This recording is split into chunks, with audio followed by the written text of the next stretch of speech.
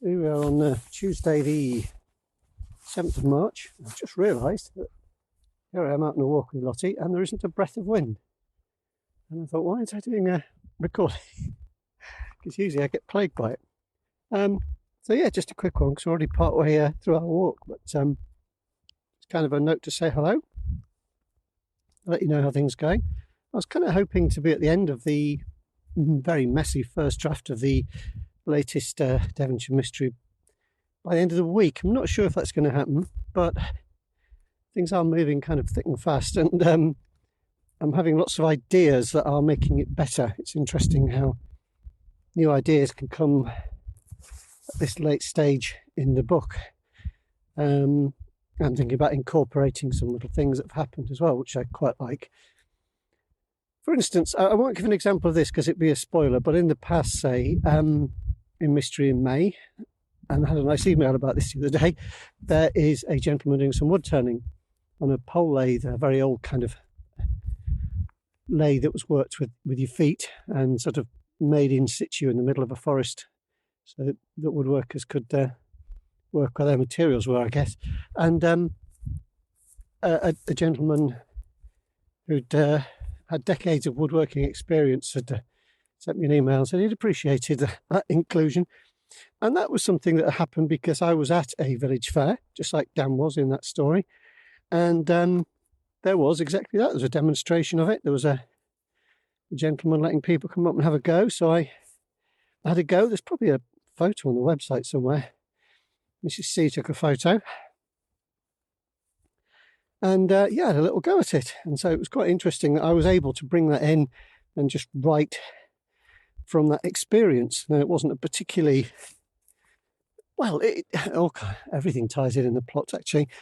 So it kind of was significant. Now, if that hadn't happened, I don't know whether that character would have come about in quite the same way. Let's go this way, Lottie. And the description of that character and so on were inspired by real events. I didn't copy him. He didn't have the same name as Reg, the character in the book. He didn't look exactly like him, but there was something about him that would have made it into it, if you see what I mean. Because you kind of imagine, you know, what would that person be like, and then that's where the character comes from, just really from imagining that person's life, their background, what their situation is.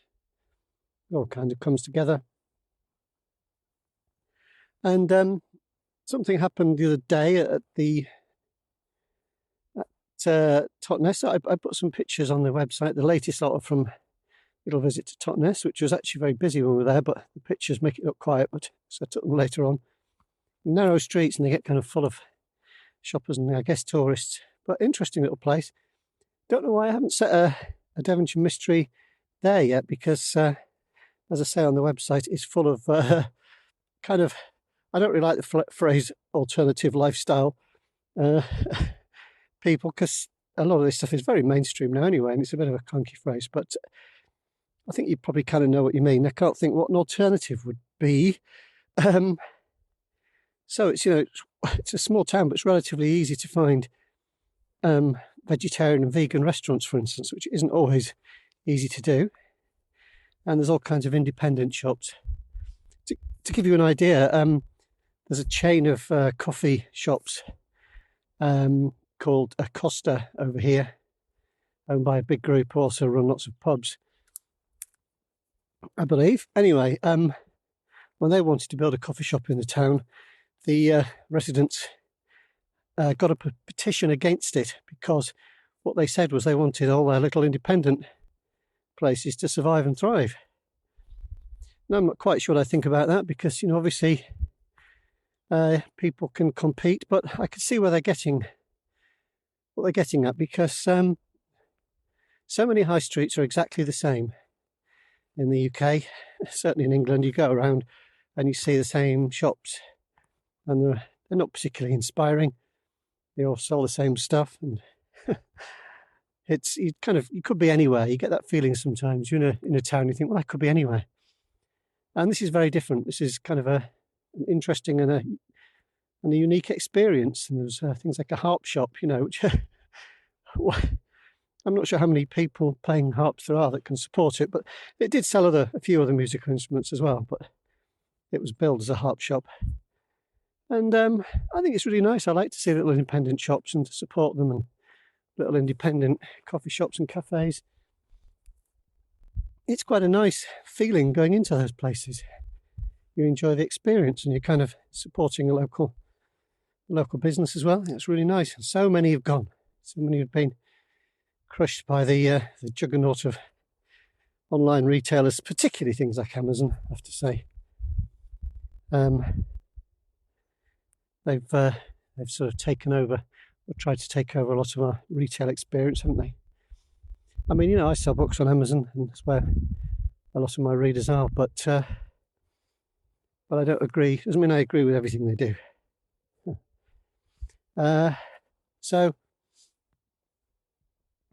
yeah, that is the reason that I do sell on the other shops and in libraries as well, so that the choice is there for you. And you know, if you'd like to go and try somewhere else, like the Nook store by Barnes and Noble, or Kobo, which is a big one all over the world. And Kobo also have something called Kobo Plus, which is a subscription service, and then you can read, you know, all the books in the scheme. My books are opted into that scheme, so they're available in that way. And then through Overdrive and some other library apps as well, like Borrow Books, and a new one called Palace something, which is a big non-profit organisation that supports libraries.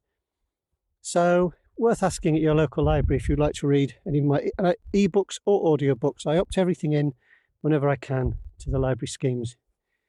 There might be some of my older sci-fi books that, in fact, there definitely are, that haven't made it that far yet, and that's just a question of me taking time off from the Devonshire Mysteries to sit down and republish everything in different places. And it just takes a bit longer than you might think. So you've got to do it right, step by step. But they will be there. So yeah, paperbacks are already available for people, and the Devonshire Mysteries paperbacks can be ordered by libraries. Hopefully that's all gone through by now. It can take a while for things to appear in the catalogues. And the e-books should be there, and the audiobooks, there are only a couple of them, and they should be there as well. Actually, people sometimes ask me, they put a comment on Facebook or something saying, are the others being done in audio? I would like them to be, the other Devonshire Mysteries. I did approach a company that does a really good job of producing audiobooks, and they said, you know, they thought they looked great, but they didn't have room in their schedule. That might change later, which was a bit of a shame.